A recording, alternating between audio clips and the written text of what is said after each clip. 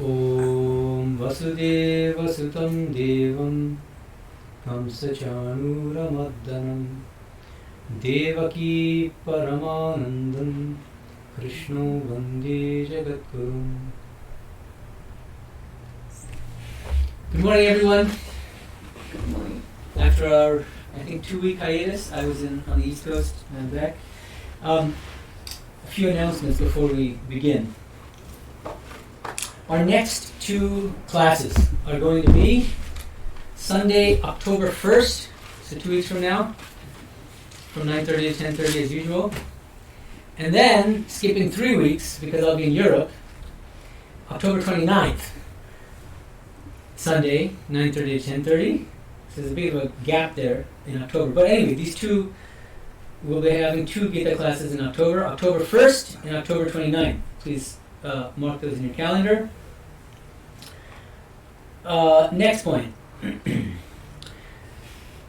Today, we are finishing our discussion of Chapter 1 of my book, Infinite Paths to Infinite Reality, discussing Sri Ramakrishna's philosophy, his philosophical views, as a prelude to going into the Bhagavad Gītā itself, because the whole aim is to reinterpret the Bhagavad Gītā in the light of the life and teachings of Sri Ramakrishna. In order to do that, we have to have some understanding of Sri Ramakrishna's teachings. So that was the idea behind this. Okay, so that's our class today. The homework assignment for October 1st, and most likely also October 29th, but we'll see. Maybe we can cover it in one class. We'll see. We'll play it by ear. In any case, I'm going to put the PDF to the reading assignment under the YouTube description as always. It's an article I wrote a few years ago called Toward a New Hermeneutics of the Bhagavad Gītā, Sri Ramakrishna, Sri Aurobindo, and the Secret of Vijñānī. So the reason I assigned this article is because now it's an article that directly connects. On the one hand, Sri Ramakrishna's teachings, especially his teachings on Vijñāna and the nature of God, spiritual practices, harmony of religions, all these things. And I try to show how Sri Aurobindo, in his commentary on the Gita, his essays on the Gita, is actually reinterpreting the Bhagavad Gītā in the light of Sri Ramakrishna's teachings. So I thought this would be a useful kind of segue into actually going into his very dense and difficult 600-page or so commentary on the Gita. This will give a kind of an overview of his approach, general approach to the Gita, and where Sri Ramakrishna fits in. Okay? So that's going to be the assignment for the next class. Now, one thing I was thinking is, so far I've been assigning articles to read as homework. One thing I've found is that this is pretty difficult reading, and it's going to continue to be difficult reading for many of you. And one thing that I think might help you guys in doing the reading is for me to provide study questions for each of the reading assignments. I'm going to put those study questions right below the PDF link, the link to the PDF of the homework assignment in the YouTube description. It'll be however many questions, like 1 through 3 or 4 questions. I'll just number them. And what I would like all of you to do, whether you're coming in person or even if you're watching online, is to answer each of those questions to the best of your ability based on the reading. This is a kind of check that you're actually assimilating what you're reading, that you understand what's happening. And to help you with that, I'm going to provide a link underneath the study questions that you can click on and where you can input your answers to the study questions. I will not promise, and most likely I cannot possibly read through all of your answers, depending on how many online actually submit their questions. But I will glance through them, browse through them, get an overall sense of whether you guys are following, or whether maybe there's a question where 98% of you are getting it wrong, and then I might be able to focus on it in the next class and really kind of. So that's the idea. Okay. So from now on, I'm going to try to provide study questions for each of the reading assignments. So watch out for those questions under the YouTube description. Finally, I was informed by Mataji Sharade Shaprana, who's in charge of our bookstore here, that Essays on the Gita, Sri Aurobindo's book, has arrived. We have a few copies, and if you don't already have a hard copy and you'd like to purchase a copy, you can get it from the bookstore today if you want. And there's a single copy, don't all rush to get it, of that other edition of Aurobindo's commentary that I mentioned in an earlier class. It's edited by Anil Baran Roy, R-O-Y. It's the same commentary except arranged verse by verse. So under, chapter 2, verse 34, Anirban Roy has put the relevant part of the commentary from Sri Aurobindo's essay on Gita underneath that verse. You said we did that one also, right? Yeah. Okay. And so if you already have it, don't worry about it. If you don't have a hard copy yet, there's one copy available. So be the first to get it. And if she said she can order more. She's first assessing interest and whether people will actually buy it. Okay. Okay. So those are the announcements. So let's begin. Basically, last time we spent the entire class discussing the 5 interpretive principles that I outlined in chapter 1 of this book, Infinite Paths. So let's jump straight into the real meat of the chapter. The 6 central tenets of what I'm calling Sri Ramakrishna's philosophy of Vijñāna Vedanta. We had started to discuss the first tenet, but let me take a step back here and first explain what I'm trying to do in this section, this central section of chapter 1. I'm outlining the 6 main doctrines that Sri Ramakrishna held. I explain what those tenets are, and at the end of each of these tenets, I also discuss what his scriptural sources might have been. That's important too. That's something we didn't talk about last time. But it's important because remember, I'm calling this philosophy Vijñāna Vedanta. So one question would be, why Vedanta? And the reason, we started talking about this last time, but one of the reasons I think is because Sri Ramakrishna himself at several places says, after explaining Vijñāna and Vijñāna Vedanta, he says, read the Gita, Bhagavad Gītā, Vedanta, Bhagavata, and you will understand all this. So he himself is giving scriptural hints. Where can you find these teachings? I'm not the first to say these things. You'll find them in these Vedantic scriptures. And so what I'm trying to do toward the end of my discussion of each of these tenets, I just hint at what might some of these Vedantic scriptural sources have been. And so that can also be something we can discuss if you guys have any questions. So let's look first at Vijñāna Vedanta 1, this first tenet. It's actually very controversial in some ways. And it raises questions. And one of the things I'd like to do is raise some of these questions and try to begin to answer them. So let me repeat Vijñāna Vedanta 1. This is page 27. After attaining Brahma-jnana in Nirvikalpa Samadhi, ordinary people leave their body within 21 days. But certain divinely commissioned people, known as Ishvara Kotis, are able to return from the state of Nirvikalpa Samadhi and attain Vijñāna, a spiritual state even greater than Brahma-jnana, in which perfect jnana and perfect bhakti are combined. He used the example of a staircase and a roof. When you climb up the staircase, you leave the steps behind one by one. He likens that to the process of neti vichara, not this kind of reasoning, which classical Advaita Vedantins engage in. Brahman is not this world, Brahman is not my body, Brahman is not my mind, and so on and so on. Until what? Until you reach the roof. Reaching the roof signifies the attainment of Nirvikalpa Samadhi, when you realize your true nature as non-dual pure consciousness. And then he asks, so that's the jñānī, the person who has attained Brahma-jnana, jñānī. What is the jñāni's outlook upon the world? Do you remember? When the jñānī comes back from the state of samadhi, how does he look upon the world? Illusory. Very good. It's a dhokartati. Hi. Dhokartati, it's a framework of illusion. Jagat mithya. Now, he says, some people, after reaching the roof, realize that the steps are made of the same materials as the roof, bricks, lime, and brick dust. And then the Vijñānī has a different outlook upon this world. What kind of outlook is that? It's all divine. It's all one. It's all one, it's all divine. It's not unreal anymore. Everything you see in this world is a real manifestation of the divine. Sri Ramakrishna used to say, Mojarkuti. The Vijñānī, instead of seeing it as a framework of illusion, he sees the world as a mansion of mirth.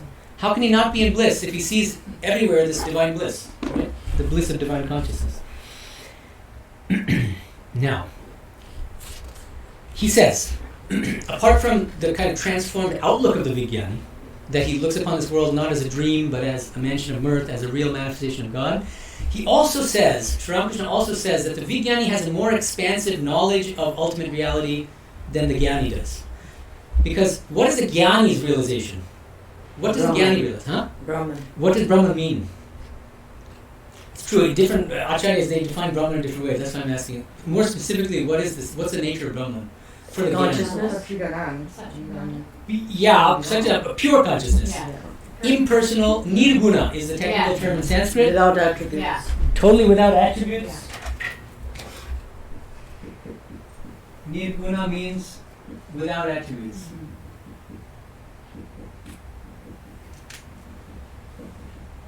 Nirguna Brahma. This is jnana.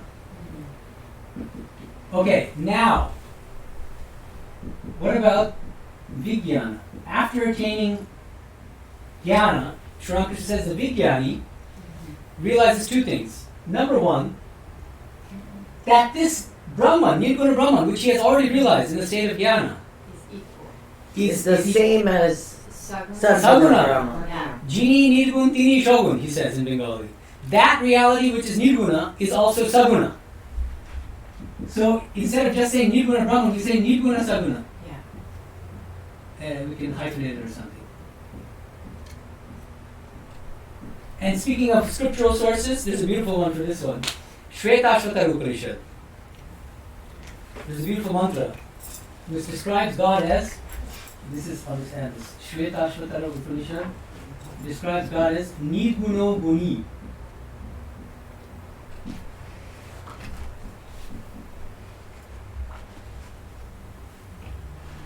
In one mantra in Shvetashvatara Upanishad, God is described as Nirguna, just like this jñānī's realization of non-dual pure consciousness. And then literally the next word is Guni. It has qualities. Guni means with qualities. This means without qualities, this means with qualities. I thought Guni meant that was transcended. No, the that's gunas. Trigunatita. That's Gunatita. This is Guni. With gunas. Okay. That's what Guni means. In Bengali, you say Guni, ku Guni. It means somebody has full of good qualities. But it just means qualities in general, with qualities. Seems like a contradiction or a paradox, but that's the idea. It is a paradox. It is a paradox in a way. Why would it be a paradox? Because couldn't that be also another quality? Yeah, that's that is- good. Or an aspect. We can Yeah. think of it in aspects, but we'll get to this. And we get about the true second tenet, because that's all about the rational intellect and its limitations. And okay, so, but this is what I want to emphasize. Okay, the Vijñānī has a more expansive knowledge of God, not only as Nirguna, but also as Saguna. Second aspect of his realization, which differs from the Jnānīs, is his outlook upon the world, his or her outlook on the world. Whereas the Jnānī looks upon it as an illusion, as a dream, the Vijñānī sees it as a mansion of mirth, because he sees everything as God. Keep these two things in mind. So there's two key aspects of the Vijñānī's realization. Okay. And we'll talk about all of this in the Sunday talk today. I hope it's not too redundant. Because the talk today is... Kind of the talk house. Yeah. Controversial. Sri Ramakrishna is Advaita. You know me. Can't help myself. Okay.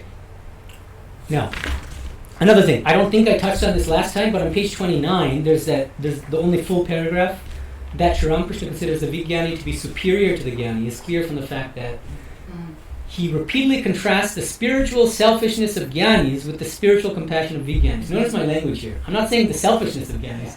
Spiritual selfishness. He doesn't, Jnānīs who have realized their true nature as non-dual pure consciousness, there's no question of accusing them of ordinary selfishness in the way that people with ego have selfishness. They've completely transcended ego. And yet, Sri Ramakrishna says, you can't compare them to Vijñānīs on this score. Why? Because at the end of the day, why? Well, let me try to answer the question. Because as a jnānī, you are concerned about your ascension to that realm. Your own liberation. Whereas as a vijñānī, Yeah. when you look at everybody Yeah. as God, Yeah. then you have that compassion, and it's not just you. You Right. extend it to everything. That's right. and And everybody. you even forego your own liberation. You say, I'm willing to come back again and again. Yeah. As Swami Vivekananda said in a very stirring letter, may I be born again and again, so that I can serve my God the wicked, my God the miserable, my God the suffering. That's one It's very beautiful. That's like, preference for dealing with ordinary people, so that the messaging and information can be transmitted. So, Yeah. So let's keep that in mind too. Okay? So there's a kind of a bit of a ranking here, U.S. News ranking of Jnānī and Vijñānī, and he says that the Jnānī, although of course he's attained liberation, which is a wonderful thing, and he's completely transcended ego, and yet if you compare him to Vijñānīs, there's really no comparison. That's why he scolded Naren Swamiji, the future Swami Vivekananda, for wanting jnana. He wanted to be immersed in Nirvikalpa Samadhi. And what did Sri Ramakrishna say? Shame on you. I thought you'd be like a great banyan tree, giving shade to thousands. Now I see you only care about your own liberation. Aren't you the one who sings, "O Lord, thou art all that exists, vijñāna." You're not a jñānī, you're a vijñānī, he tells him. We'll see the same thing today with regard to Turiyananda.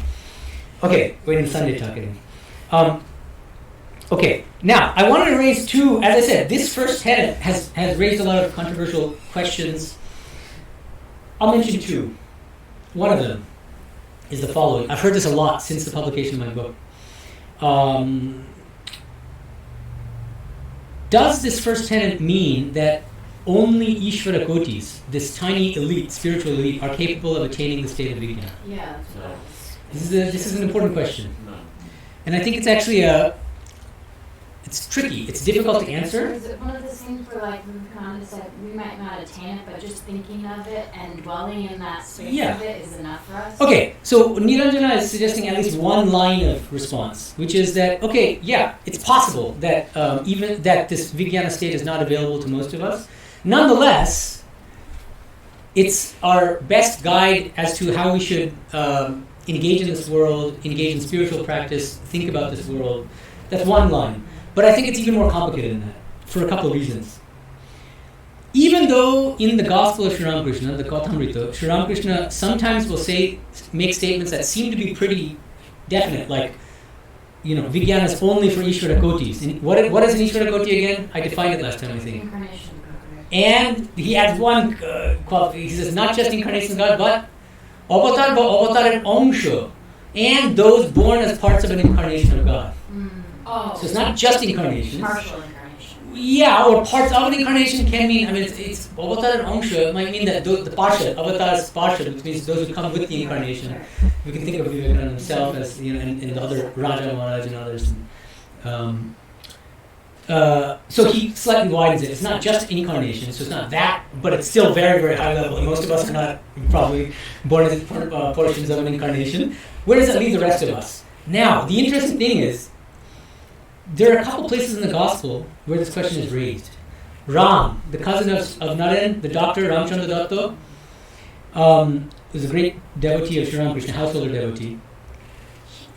Sri Ramakrishna is going on, praising the state of vijñāna and saying it's a wonderful thing, and then he says, but where is it? We're householders, and you keep saying that it's a super high-level state. What about us? We can't even attain it, so why even talk about it?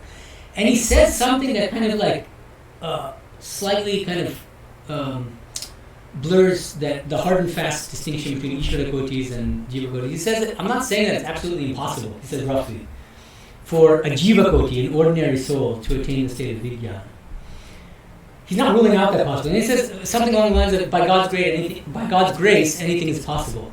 Now, building on that, Mahapurush Maharaj, Swami Shivanandaji, one of the great disciples of Sri Ramakrishna, who later became a monk, he says in a letter, Sri Ramakrishna did not give me the chaprash, the stamp of an Ishvara Koti, because he only gave that stamp to, 6 people, Naren, Raja Maharaj, a few others. But, by his grace, I have been elevated to the status of an Ishvara Koti. This is interesting, because that also suggests that, by God's grace, even an ordinary soul can be elevated to the status of an Ishvara Koti and attain vijñāna, which otherwise would have remained inaccessible to these ordinary souls. Now, developing that line of argument further, here's one thing that I would suggest, which you don't need to accept it, and this is purely from a devotional standpoint. This is not something that scholars are going to accept. But if you look at the broader kind of arc here, Sri Ramakrishna left his body in 1886, and then Swami Medhananda was one of the main people responsible for preaching his message. What is one of the keynotes in Swami Vivekananda's teachings on Advaita? You'll find again and again, for instance, one of his lectures is called God and Everything. Again and again, he's emphasizing Sarvam Kalavidam Brahma, that everything is Brahman. Practical Vedanta, we'll talk about this in Sunday talk as well. Practical Vedanta means serve others in the spirit of worship by seeing God in everyone. Why only worship in temples? The human body is the highest temple, the greatest temple. So worship God and others by serving them. So all these things. Arguably, the keynote of Swami Vivekananda's teachings is a kind of Vijñāna Vedanta. At least I argue that in chapter 2 in my book. And that's at the end of the chapter 2, about the worms and what chapter? About the New Vedanta. Oh, yeah. But I'm talking about the new book, actually. Swami Vivekananda's Vedanta Cosmopolitans. I go in detail. A whole chapter 2 is defending this line of argument. But now, the question is again, if this vijñāna state is available only to a tiny minority of spiritual aspirants, these Ishvara devotees. Why does Swami Vivekananda emphasize this so much in his teachings? And the same goes with Sri Aurobindo, who is also strongly influenced by both Sri Ramakrishna and Swami Medhananda. And again, the keynote is God in everything. So now, one thing I'm just throwing it out there as a possibility, is that before the advent of Sri Ramakrishna, the incarnation of that was Sri Ramakrishna, vijñāna was available only to a tiny spiritual elite called Ishvara devotees. But that after his advent, he has opened the floodgates to everybody. And he has made this rarefied state of vijñāna available to everybody. And the evidence for this is the way that both Swami Medhananda and Sri Aurobindo have kind of further extended Sri Ramakrishna's teachings and taught them to everybody without exception. So it's possible that one aspect and one unique contribution of the Ramakrishna incarnation is that he has made this hitherto extremely rare and rarefied state of vijñāna available to all of us. But as I said, this is a very devotional kind of a thing, and it's up to you whether you want to accept it. Okay, so that's the first big question that I often get asked about this tenet. The other question is a little bit more technical. The question is this.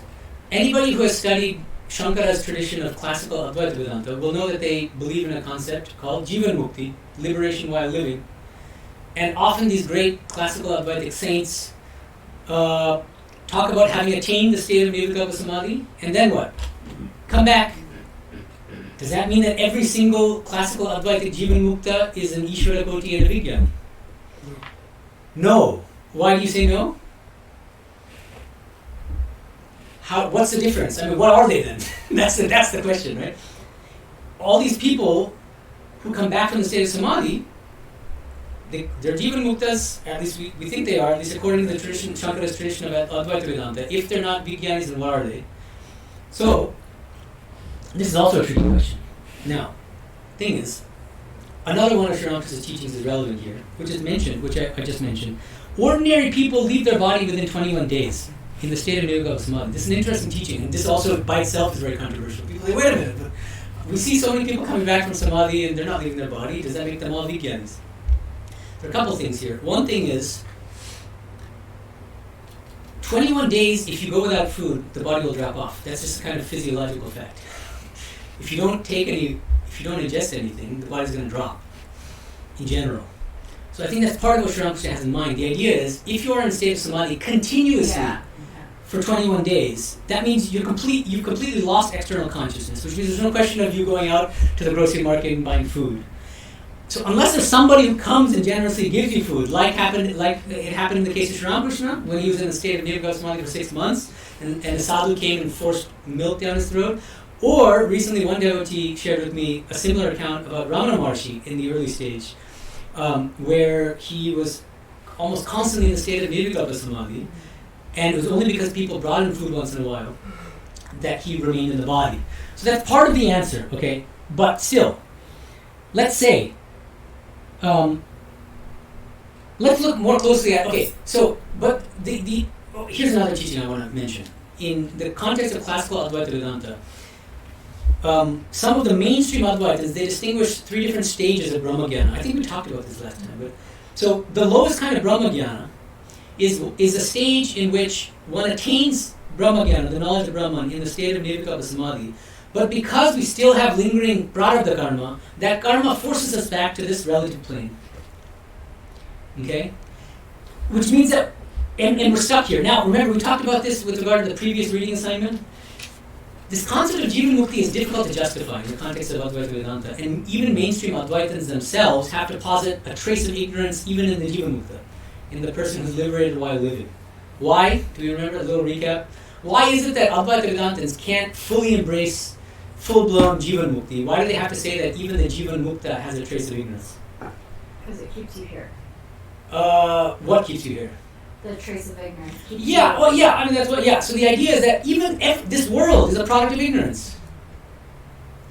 So if I come back and I'm still in this body and I'm seeing this world, even if I know the world to be a dream, there's still an appearance of duality. And so unless I have a trace of ignorance, I shouldn't be seeing anything at all. The highest state really should be leaving the physical body. And lo and behold, that's what many mainstream Advaitins say. They say above this first stage of Brahmagyan, when you're forced to come back because of your own prarabdha karma, which means there's still a trace of ignorance, there's a higher stage than that. Second stage is Brahmavid Variyan. You go into the state of Nirvikalpa Samadhi. You don't come back because of your own karma, but if somebody else comes and whispers a mantra into your ear, Hari Om Tat Sat, Hari Om Tat Sat, what happens? The mind gradually comes down. But there's the final culminating stage of Brahmagyan is Brahmavid Varishtha, the greatest knower of Brahman. Who is that person? The person who leaves his or her body in the state of Nirvikalpa Samadhi. No coming back. So there's no question of any trace of ignorance anymore. So that kind of teaching within mainstream Advaita Vedanta actually tallies quite well with what Sri Ramakrishna is saying. Is that if you really push the logic of classical Advaita Vedanta to its logical conclusion, the highest ideal cannot be liberation while living, because there's still going to be a trace of ignorance. Even if I see this world as a dream, I'm still seeing it. An illusory appearance, I'm still seeing the snake. Why should I be seeing the snake at all? There's still some element of ignorance there. So better leave the body and then there's just Brahman, nothing but Brahman, becoming sugar, as Sri Ramakrishna used to say. Okay? And the other thing is, when you look at the classical Advaitic texts on what the jñānī, what the Jivan Mukta, the outlook of the Jivan Mukta, how does the Jivan Mukta look upon the world? As a dream. This is very different from the vijñānī's outlook. Okay? So for all these reasons, I think the classical Advaitic Jivan Mukta, like Totapuri when he first came to Sri Ramakrishna, I don't think it would make sense to call them vijñānīs. I think sticking with their own framework, it's better to think of them as people who came back from the stage of samadhi because of their own karma or because somebody pulled them back, but that there's still a trace of ignorance there. Whereas the vijñānī is a very different category of soul.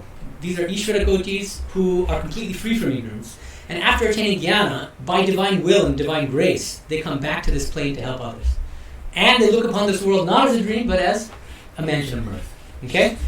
There's more I can say, and let's reserve questions until the end, because there are 5 more tenets that we need to cover. Okay, so, Vijnana Vedanta 2, page 30, middle of the page. And we're only going to talk about this briefly. Since the rational intellect is inherently limited, spiritual experience is the only reliable basis for arriving at suprasensuous spiritual truths. On the supra-rational basis of vijnana, we can affirm truths about God that appear to be contradictory or illogical to the rational intellect. So, Sri Ramakrishna is saying again and again that the vijñānī sees that this reality, which is nirguna, is also saguna, seems to be a contradiction, like the Upanishad says, nirguna guni. How can the same reality be without qualities and with qualities? It's weird. It seems weird to me, to us, with our finite minds. Sri Ramakrishna says, can a 1-seer pot ever hold 10 seers of milk? Seer is an old unit of measurement. But you get the idea. That finite mind is likened to a 1-seer pot. God, these transcendental realities, are like the 10 seers of milk. Can you ever fit God into your finite minds? This is part of the reason, so don't try to. What might appear to be contradictions to the finite intellect may actually turn out to be perfectly logical, and they can be complementary aspects of the same reality. Once you've transcended that finite mind in spiritual experience, that's the idea. So spiritual experience transcends the limits of the finite intellect. That's the basic idea. There's more I can say about this, but I feel that we'll be... Oh, one thing I'll say. This is on page 31. Sometimes people come away from a reading of the Gospel thinking that Sri Ramakrishna discouraged all reasoning. Because one of his common teachings is about the mango orchard. You've come to the mango orchard? What have you come for? To count the leaves? No, don't waste your time counting leaves. You've come to eat mangoes, so eat the mangoes. And they'll say, see, so what's the point? And especially because I'm a philosopher and I talk a lot about philosophy. They say, what's the point? That's not what Sri Ramakrishna encouraged. Just eat the mangoes, realize God, as if it were that easy, right? Okay, but one thing I want to emphasize here with regard to this tenet is that he actually approved of 2 different kinds of reasoning. And those are also found in the Gospel. One of them is what he calls sat asat vichara, on page 31.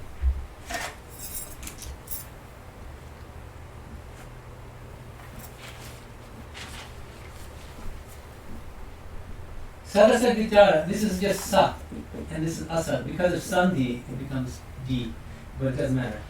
So, real or unreal, permanent transitory, and vichara means reasoning. Reasoning about what is eternal and what is transitory.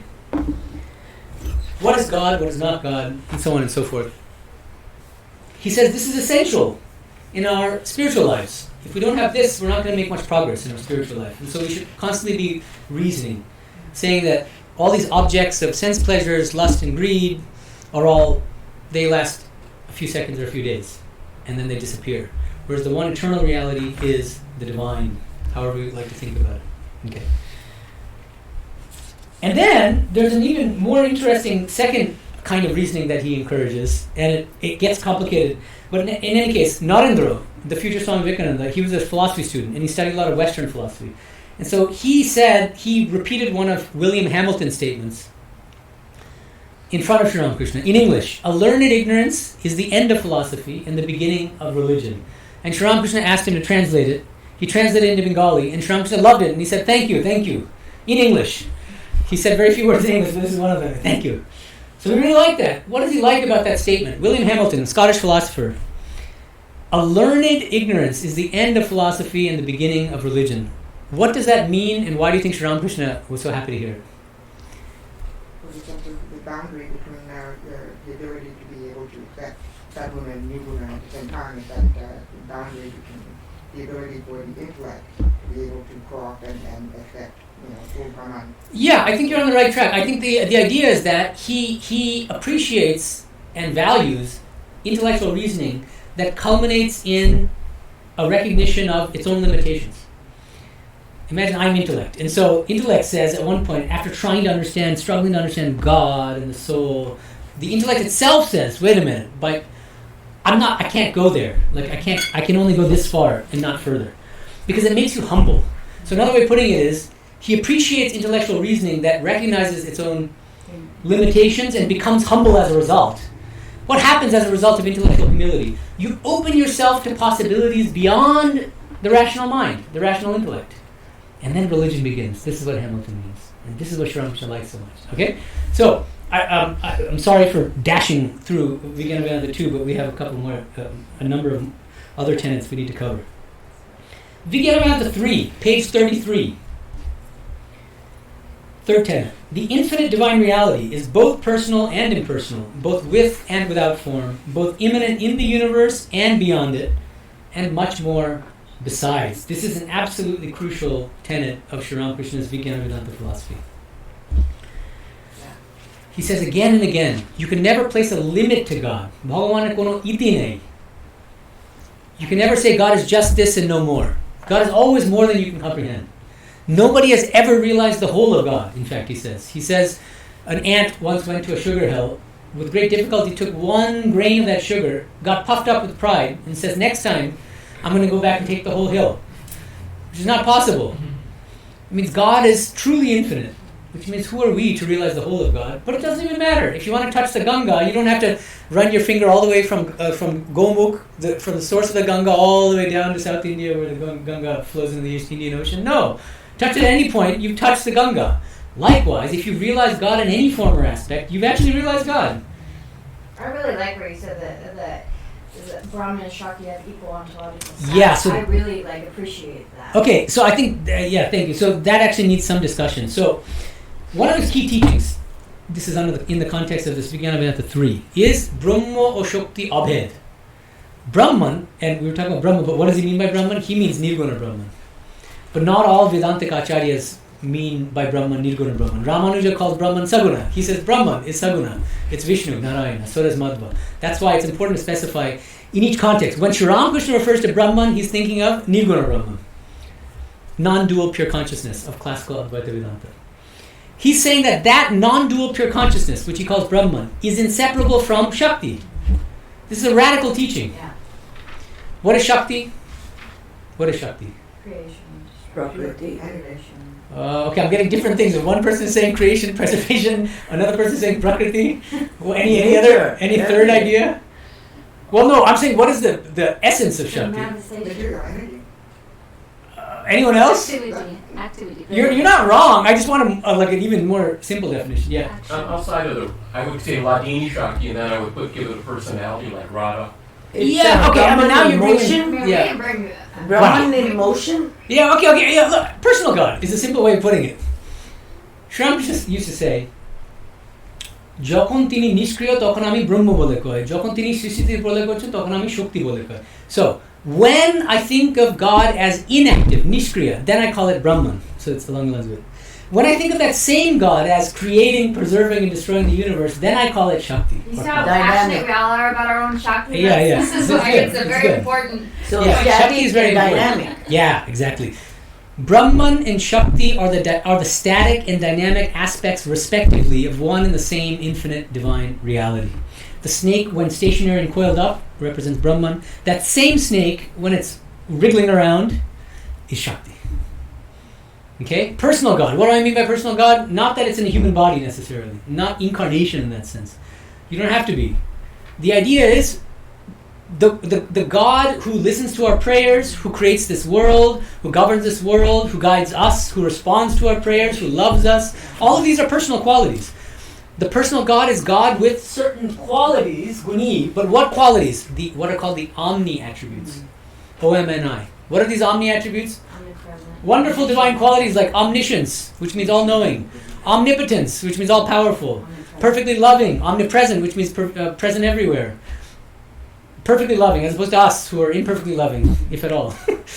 Right? So omni attributes. That's the personal God. That's equivalent to what Sri Ramakrishna means by Shakti. And he makes this radical statement. Radical in the context of traditional Vedanta. Why? Because most of the traditional Vedantins, they either plump for one or the other. Classical Advaita Vedantins say that Brahman is only Nirguna, non-dual pure consciousness, not Saguna at all at the end of the day. Ramanuja and Madhva will say exactly the opposite, as we already discussed right earlier in the previous homework assignment.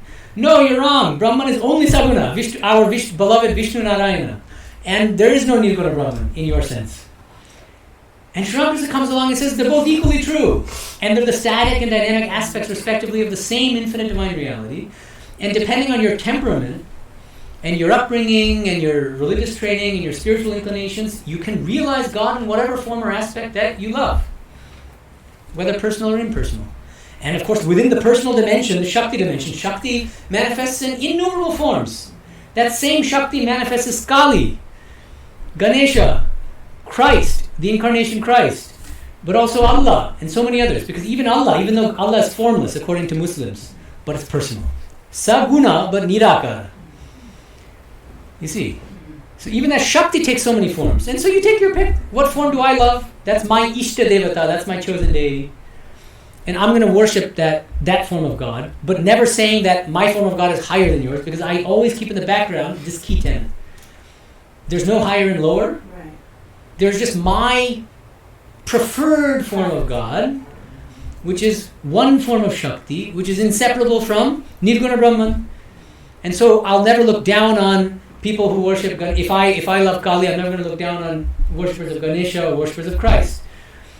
And nor should Advaita Vedantins, who are focused on the impersonal aspect of the ultimate reality, nor should they look down upon bhaktas, devotees of the personal God of any form, whether they're Christians or Muslims or theistic Hindus, Vaishnavas, and so on, because they should also keep in mind that God is equally personal. This seems to be at the very heart of Sri Ramakrishna's teachings. Okay. Now I feel here I'm going to engage in a little bit of self-critique. Page 35. Because in the middle of the page, I quote Sri Ramakrishna's beautiful metaphor of an infinite ocean to explain how one and the same infinite divine reality can be both personal and impersonal. What does he say? He says, imagine this vast expanse, infinite expanse, that's Satchitananda, it's the formless Nirguna Brahman. Then he says, under the cooling influence of the breeze of bhakti, that ocean forms into ice at certain places. Each of those forms of ice corresponds to what? Huh? Exactly, different forms of the personal God. So imagine different icebergs or something. One is the Ganesha iceberg, the other is the Christ iceberg, another one is Kali, and so on and so forth.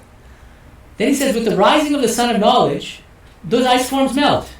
And what's left? That same infinite ocean. For some reason I stopped that's no good. the metaphor there. And the thing is, so if you stop there, then the followers of Śaṅkara school will feel vindicated, and they'll say, see, so Sri Ramakrishna was a follower of Śaṅkara. with the rising of the sun of knowledge, these ice forms melt, which means that the personal God is not ultimately real. What I should have gone on to say is continue quoting Sri Ramakrishna. Because actually, what's confusing is, it's not confusing, but you have to read, that's why you have to, if you're a hardcore follower of Sri Ramakrishna, you have to read the gospel from cover to cover. Because sometimes he'll repeat the same teaching, but with slight variations. So in some places in the gospel, he'll actually stop here. In other places, he'll go on. So I should have actually quoted the remainder, which is this. He says, but in some places, the ice doesn't melt at all. It becomes like quartz, shpotikiraka. And then he says, nitto shakar. Some forms of God, of the personal God, are eternal. They never melt. So this is the crucial sort of last portion of this parable, which means there are some bhaktas who don't want to become sugar. They want to continue to eat sugar for an eternity.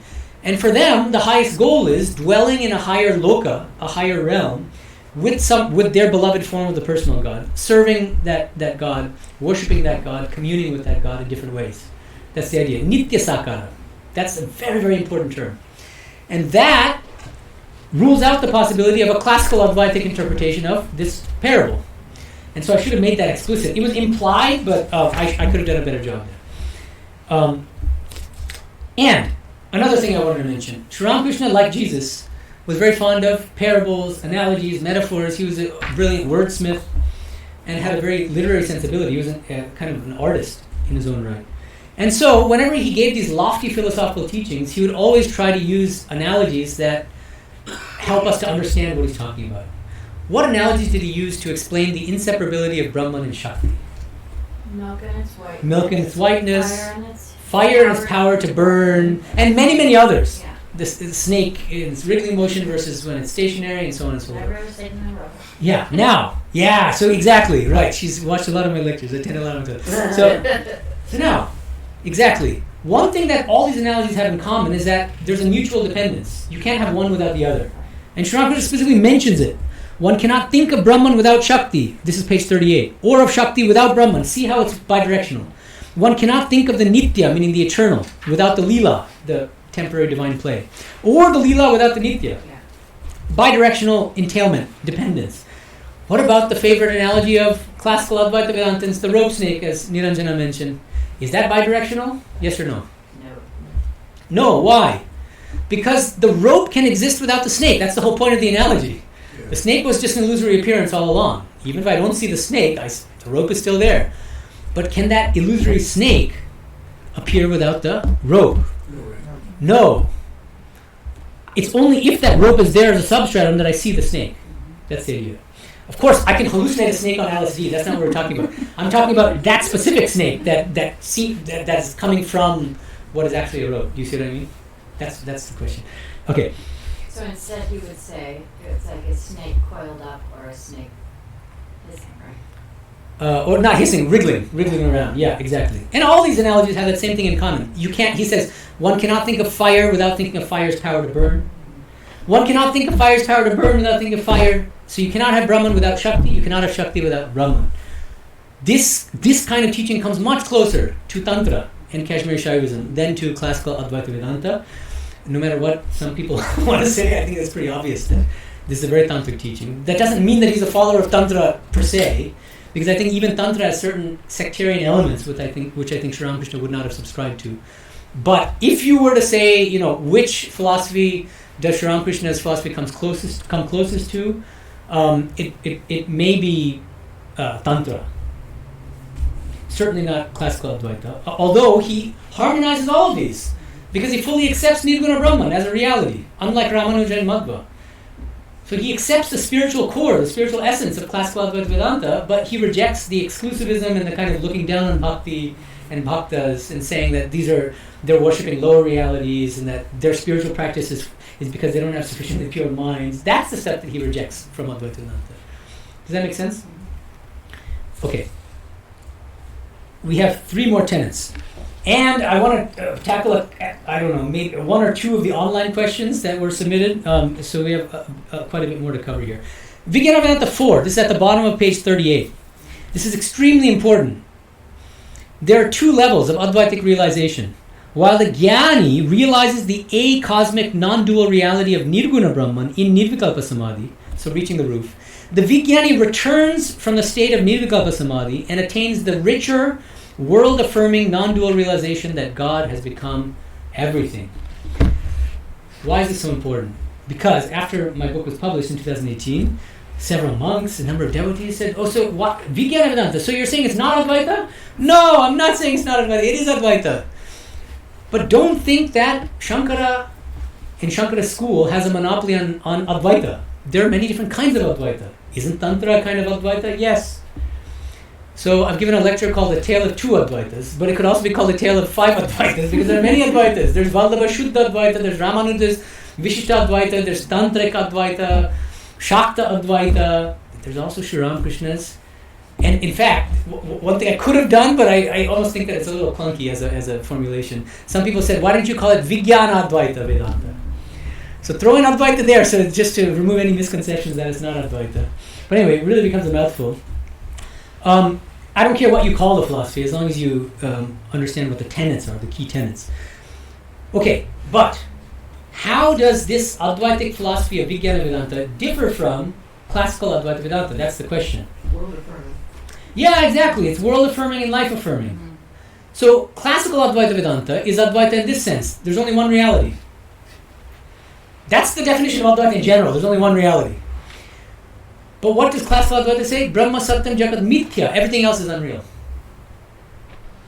The only reality is non-dual, impersonal, attributeless, pure consciousness. Classical Advaita.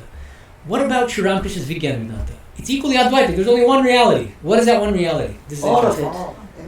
That's true. Both. Shakti and... The one reality is the infinite divine reality, which is impersonal in one aspect and personal in another aspect. Brahman and Shakti. As M used to say, I think he's the only person who said this. When he would explain Sri Ramakrishna's conception of God, he would describe it as Brahma-Shakti. Brahma Shakti. It's a beautiful little phrase to capture both the dimensions. So if you just say Brahman, people might think it's just Nirguna. So say Brahma Shakti. That's Sri Ramakrishna's conception of the ultimate reality. You see what I mean? Brahma Shakti, and I'm going to talk about this in some detail in the Sunday chapter, I hope to. So if we were to come up with a Sanskrit formula as a contrast to classical Advaita, which is Brahma Satyam Jagat Mithya, Brahman alone is real as non-dual pure consciousness, everything else is unreal. One formula could be, and I just made this up, but inspired by Swami Turiyanji, we'll talk about this. Brahma Shakti Satyam Jagat Satyam. Brahma Shakti Satyam. So, unlike classical, so notice the two differences. Number one difference. Classical Advaita says Brahma Satyam Jagat Mithya, so Brahman is only Nirguna. Sri Ramakrishna says Brahma Shakti Satyam, which is this key teaching, Brahma Shakti are inseparable. Shakti is equally real as Brahman. Brahma Shakti Satyam. What about the next part? Remember classical Advaita? Jagat Mithya. World is ultimately unreal, illusory, non-existent. According to Sri Ramakrishna's Advaitic Vijñāna Vedanta, Jagat Satyam. The world is a real manifestation of Shakti. Because Shakti is real, this world is also a real manifestation. If Shakti is ultimately unreal, this world also has to be unreal. You see how the two are they go hand in hand. Brahma Shakti Satyam, therefore Jagat Satyam. Not when you see, the world is not real when you just see the chair as a chair, or when you just see the table as a table. The world becomes real when you see the table as a real manifestation of Shakti, when you see the laptop as a different form of that same Shakti. As Sri Ramakrishna himself did as a Vijñāni, when he said he was doing puja and then suddenly saw the puja vessels as divine consciousness, the door sill as divine consciousness. He saw everything as divine consciousness and started worshipping everything, including a cat that walked into the room. Because he saw the cat as divine consciousness.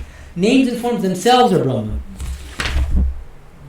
So this is important, because now here's another, so classical Advaitins are very tricky with these things. And so they'll say, everything you said I agree with about Vijñāna.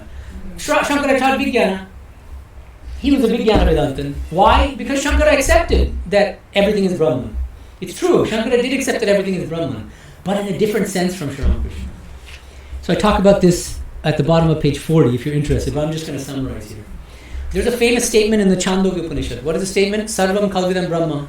Anyone who knows anything about the Upanishads should know this. All this indeed is Brahman. Śaṅkara gives his interpretation in his commentary on the Brahma Sutra. How does he interpret it? He says, yes, I agree with this. There's nothing but Brahman. Everything is Brahman. But in this sense, why does the Upanishad say this? I'm quoting him directly. In order to dissolve the universe. Prapancha pravilapanatham. In order to dissolve the universe. So what does Śaṅkara mean by that? This Upanishad is declaring that everything is Brahman in the sense that if you subtract all the names and forms from this universe, what's left is a substratum, the underlying substratum, which is non-dual pure consciousness. But Śaṅkara never affirms the reality of names and forms themselves. By contrast, Sri Ramakrishna, as a vijñānī Vedantin, holds that the names and forms themselves are real manifestations of Brahma Shakti. And then we can go back to the analogies used by that same Upanishad, Chandogya Upanishad. What are the analogies used to explain the relationship between Brahman and this world? Clay and pots, gold and ornaments. Now, those analogies arguably lend themselves better to a kind of Ramakrishna interpretation than to a Shankarite one. Because does it make sense to say that the clay pots are an illusory appearance of the vat of clay? Does it make sense to say that golden earrings or a golden necklace are illusory appearances of gold? No, you say that the names and forms are real, fully real. As manifestations, as actual formations of that substance. Which is exactly what Sri Ramakrishna is saying. So arguably that gives us a better way of interpreting even these great Upanishadic statements, which is the whole point of this class. Because remember what Swami Vivekananda said again and again. All the great teachings are already in the scriptures. What Sri Ramakrishna has done is he's giving us a better way of reinterpreting those scriptures, going back to the original, very broad, non-harmonizing non-sectarian and harmonizing spirit of the original scriptures, the Upanishads, the Bhagavad Gītā, and the Bhagavad Gītā. So Sri Ramakrishna helps us to see that. Everything is Brahman, literally each name and form is Brahman, as a manifestation of Shakti. Where Śaṅkara says, subtract all names and forms, what's left is Brahman, which is only nirguna, impersonal. 2 more tenets, and then I might be able to tackle one online question. Vijñānī Vedanta 5. Oh, no, one thing is very important. I mean, this I can't go without, because the whole point of this course is we're focusing on the Gita, Bhagavad Gītā, and the life of Sri Ramakrishna. We'll eventually get to it soon. And specifically Sri Aurobindo's commentary on the Gita. Look at the top of page 41 of chapter 1. I write, Sri Aurobindo argues that the Gita, far from dismissing the world as unreal, in fact teaches what he calls real Advaita. It's very interesting and kind of polemical. He says the utmost undividing monism, which sees the one as the one, even in the multiplicities of nature. It's a very beautiful statement. As in chapter 7, verse 19, which declares that Vasudeva is everything. Vasudevaha sarvam. And now I'm saying, Sri Aurobindo's conception of the real Advaita of the Gita bears obvious affinities with, and indeed is partly indebted to, Sri Ramakrishna's teachings on the world-affirming Advaitic realization of the Vijñānī. One crucial aspect of Sri Aurobindo's interpretive approach to the Bhagavad Gītā is that he says the Gita is 100% an Advaita text. It teaches Advaita. Advaita, Mritavarshini, that's one of the epithets that traditional, when we traditionally recite the Gita, we say that the Gita showers and teaches the nectar of Advaita. Yes, but what kind of Advaita? That's the whole point of the talk today. Sri Ramakrishna is Advaita, but in what sense? So in the same way, Sri Aurobindo is saying, yes, it teaches Advaita, but it's the life-affirming and world-affirming Advaita. That God is in everything and is everything. Not that the world is unreal, but it's a real manifestation of God. Vasudeva Sarvam. Which, I don't think it's a coincidence that he was strongly influenced by Sri Ramakrishna's Vijñānī Vedanta. Because that's also what Sri Ramakrishna teaches. Real Advaita. He's saying the real Advaita taught in the Gita is a life-affirming one. Not Brahma Satyam Jagat Mithya, but Brahma Shakti Satyam Jagat Satyam. Okay? 2 more tenets. Vijñānī Vedanta 5, page 41. The Vijñānī who accepts the reality of both the Nitya and the Lila, meaning the eternal and the non-eternal divine play, is able to adopt various attitudes toward and attain various forms of union with God on different planes of consciousness, all of which are true. And again, I'm going to have to breeze through this a little bit. But Sri Ramakrishna says one of his favorite quotations is from Hanuman. When Hanuman speaks to Rama, his beloved Rama, what does he say? When I identify with the body, I think of myself as a servant of you, and you're the master. When I identify with the Jivatman, the individual soul, I look upon you as the whole and me as a part. And when I realize my Supreme Atman, myself as a Supreme Atman, I realize I'm identical with you. I am you. Aham Brahmasmi. Right? Beautiful statement. Now the thing is, This is the best part. Well, okay. Well, I'm glad you think that. But actually, I'm going to mention something that I don't talk about in the book here. So off the book sort of thing. Swami Turiyanji had a very interesting debate with a staunch follower of Śaṅkara, a monk named Sadhu Shantinath. And this is all recorded in Shantinath's autobiography. And they're debating this Hanuman shloka and how to interpret it. And Shantinath, and the context is that Turiyanji sees a temple for Divine Mother in Varanasi, I think, and he spontaneously bows down and worships Divine Mother. And this follower of Śaṅkara says, why are you doing this? These are all lower practices. And Turiyanji quotes Hanuman, the same Hanuman quoted by Sri Ramakrishna. And then Shantinath has a long debate with him about how best to interpret Hanuman. And he says, this supports classical Advaita Vedanta. So long as I ignorantly identify with the body or ignorantly identify with the individual soul, so long do I say I'm a servant or I'm a portion. But when I realize the highest truth, I say I am you, supports Advaita. And Turiyanji tries his best to explain that, no, that's not the right way to interpret Hanuman. And a better way is to think of the ultimate reality as nirguna in one dimension and as saguna in another dimension. And that depending on your preference and your samskaras, your latent tendencies, you can choose to think of God in one way or the other. And you can choose to relate to God in whatever way you prefer, none of which is higher than the other. Yeah. And Shantinath is not convinced, and they kind of leave on that note. Anyway, and then there's a tragic ending to Shantinath's autobiography where he ends up becoming an agnostic. Anyway, that's if you want details, it's really funny. Look up on archive.org. Experiences of a Truth Seeker by Sadhu Shantinath. You'll find it, a PDF. I can put it on the YouTube description. It's quite a bracing read. He ends up becoming a devotee not of Sri Ramakrishna or of Śaṅkara, but of Kant, the German philosopher, who says that This is the one that we can't have any knowledge of any ultimate reality, and no spiritual experiences make any contact with an objective reality. So cautionary tale, my friends. That's what happens when you don't have spiritual or intellectual humility. That's it, something. You just say, forget it. Yeah. Stick with Sri Ramakrishna. Can't do better than that. Okay. Finally, Vijñānī Vedanta 6. I devote a whole chapter just to this, elaborating this tenet. That's chapter 3 of the same book, Infinite Paths. So we're not going to go into any detail here. But in a nutshell, in one sentence, the tenet is this: various religious faiths and spiritual philosophies are salvifically efficacious paths to realizing God. This is fancy language, but all I mean by that is different spiritual philosophies, different religions are equally effective paths to salvation.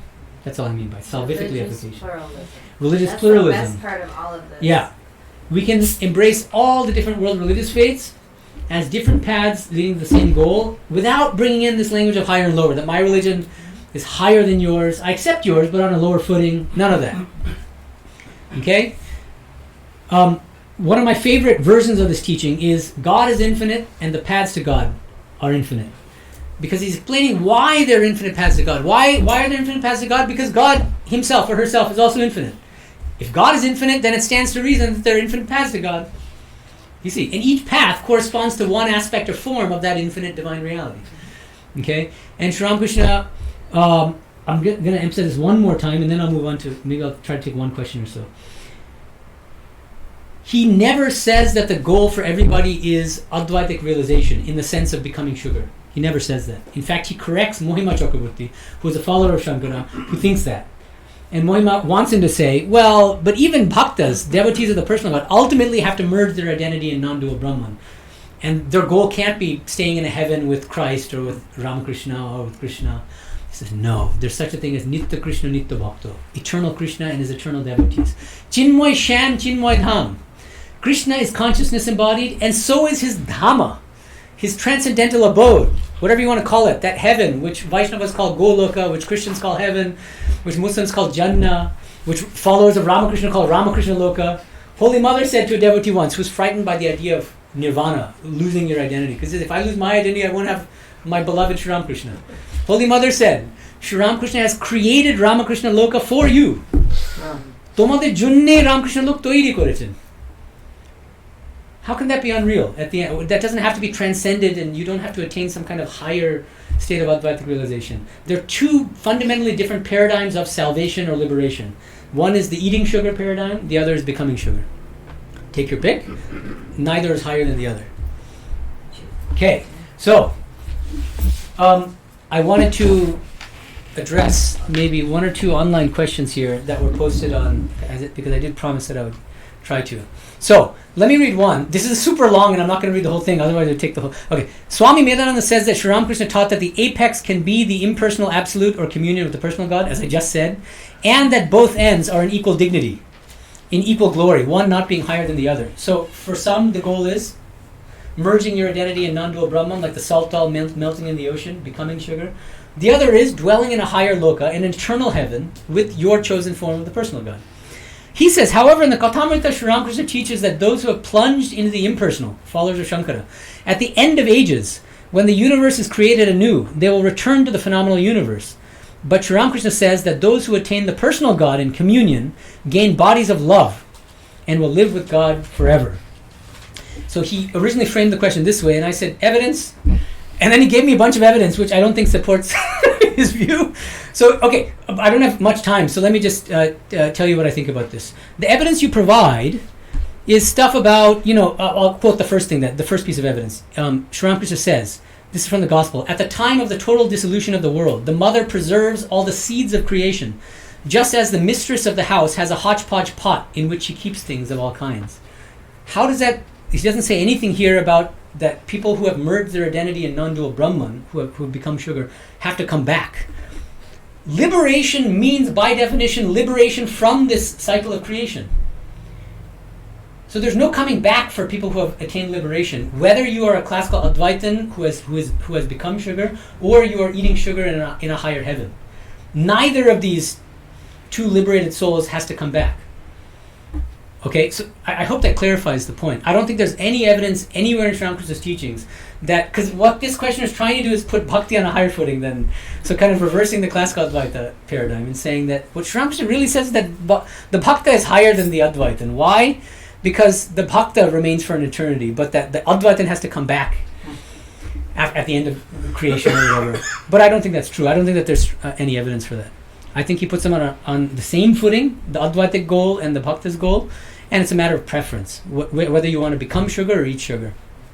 If you, this questioner, who most likely will be watching online, if you can find better evidence that actually specifically refers to the soul who has realized its true nature as non-dual pure consciousness, and if you can find evidence that Sri Ramakrishna says that liberated soul is forced to come back, then I'll be convinced, but I don't think that exists.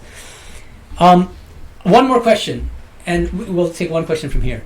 Why is it important to categorize Sri Ramakrishna as an Ishta Devata, as a chosen deity? Can't he lead us to a realization which goes better with our taste, being that Advaita, Dvaita, Tantra, or whatever?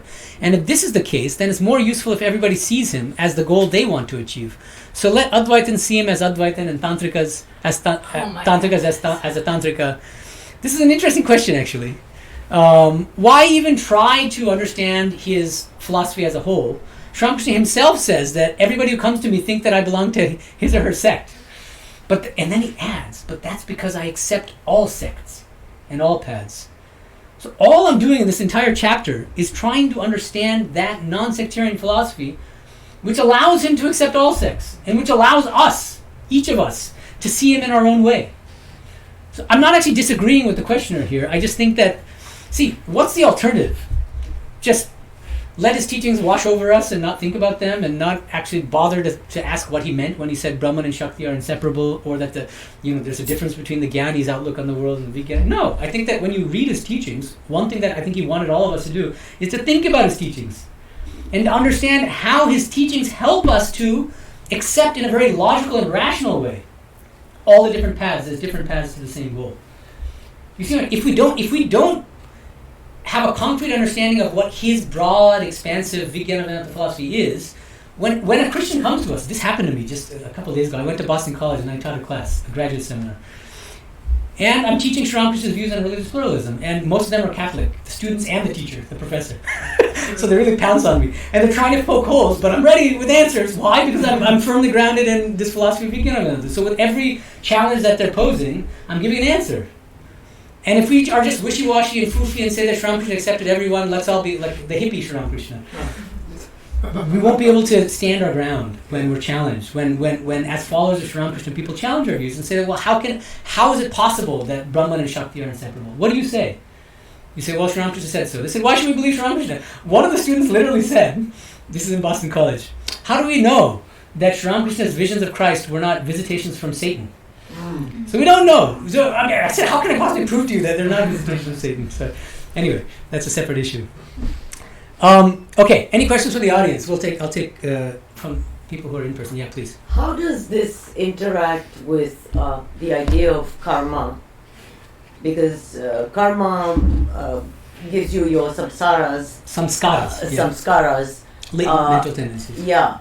And with those samskaras, if those samskaras are such that they prevent you from reaching any kind of state of realization.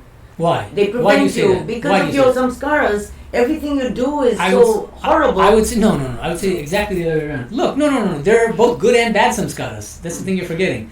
And just imagine. Like murderers, and what? I'm talking Murderers. about. I see. I'm talking about people who are born. Saints also have samskaras. Yeah, so the I thing know. is, I know, but I'm talking about other people. Well, hold on, no. But I think we should understand. It's a good question, but the thing is, we have to think about this a little more deeply here.